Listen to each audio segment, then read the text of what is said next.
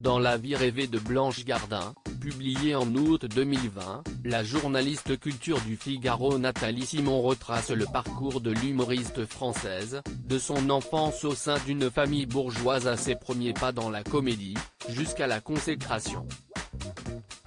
Des périodes prospères aux années plus sombres, Nathalie Simon aborde la vie de l'artiste dans son entièreté, notamment grâce aux témoignages de plus de 70 personnes de l'entourage de Blanche Gardin issues aussi bien de ses années étudiantes à Nanterre que de ses vacances en famille en Dordogne.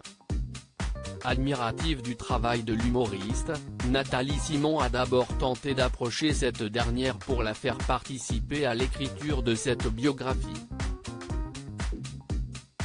Suite au refus de Blanche Gardin, la journaliste a poursuivi la création de son ouvrage de façon non autorisée en rencontrant des amis de l'humoriste, mais lorsque cette dernière l'a appris, elle a tout fait pour contrer la manœuvre. Au fil des rencontres avec ses proches, j'ai appris qu'il ne fallait pas me parler, confie Nathalie Simon à la Nouvelle République avant d'ajouter j'étais en relation avec son ancien mari jusqu'à ce qu'elle apprenne qu'il collaborait au livre. Elle a essayé de m'amadouer, de m'apitoyer, puis elle m'a menacé d'un procès. Une réaction légitime suite à son refus de se voir consacrer une biographie.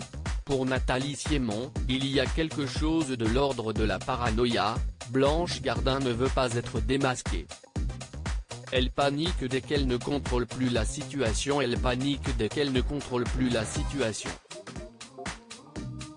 Elle est effrayée quand un fan dans la rue lui demande un selfie, explique la biographe avant de préciser, concernant ses rapports avec l'humoriste, elle est butée et vexée parce que je suis allé à l'encontre de sa volonté.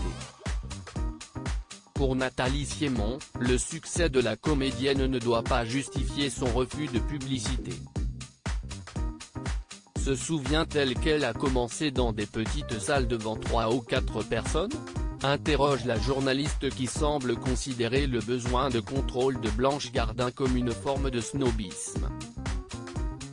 Malgré la nature fuyante de l'humoriste, Nathalie Simon lui reconnaît l'aura d'un des proches, avec qui elle partage une certaine fragilité.